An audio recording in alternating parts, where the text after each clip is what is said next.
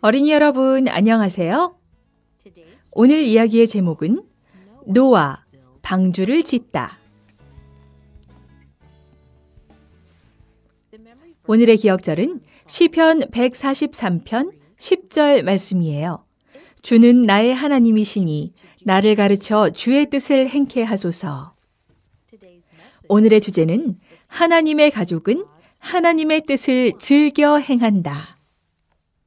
여러분은 엄마 아빠가 뭘 시키시면 왜냐고 묻지 않고 그냥 순종하나요?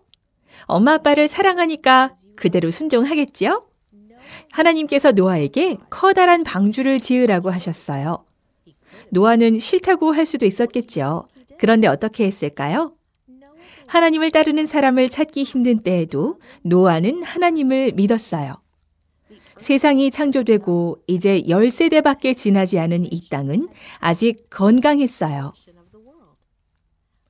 하지만 사람들은 너무 악해졌고 하나님은 새로운 시작을 결심하셨어요. 이 땅에 남은 의로운 가족은 하나, 노아의 가족뿐이었어요. 하나님은 지으신 모든 사람과 피조물을 이 가족을 통해 구하실 계획이었지요. 노아의 가족을 소개할게요. 노아, 노아의 부인, 아들과 며느리가 각각 셋. 하나님은 노아에게 홍수로 세상을 멸망시키실 계획을 말해주셨어요. 그리고 방주를 지으라고 말씀하셨지요. 이 방주는 노아와 가족 그리고 각 동물들을 태워 홍수로부터 보호해 줄 것이었어요. 노아가 지을 방주는 그냥 배가 아니라 어마어마하게 큰 배였어요. 길이는 축구장 하나하고도 반, 높이는 건물 4층보다도 높았답니다. 하나님은 노아에게 방주 짓는 법을 자세히 가르쳐 주셨고 노아는 일을 시작했어요. 노아의 증조 할아버지 에녹은 의로운 사람이었어요. 하나님은 에녹이 죽지 않도록 하늘로 데려가셨지요. 에녹은 자녀들에게 경건을 물려주었어요.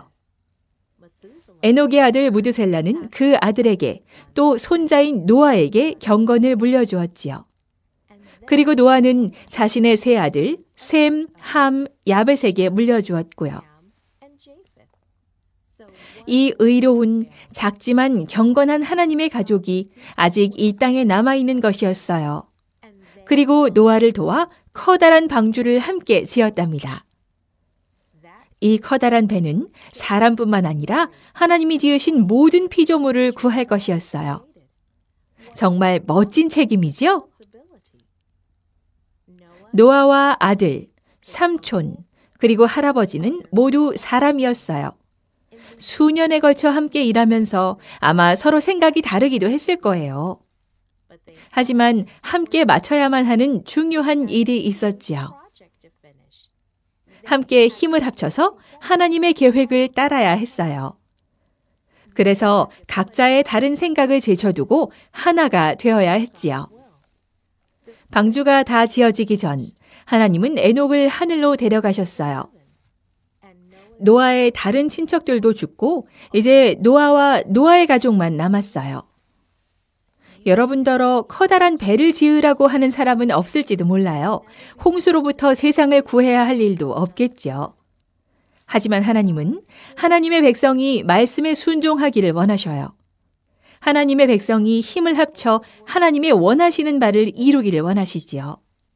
그래서 다른 사람과 함께 협력해야 하는 일을 시키실 수도 있어요.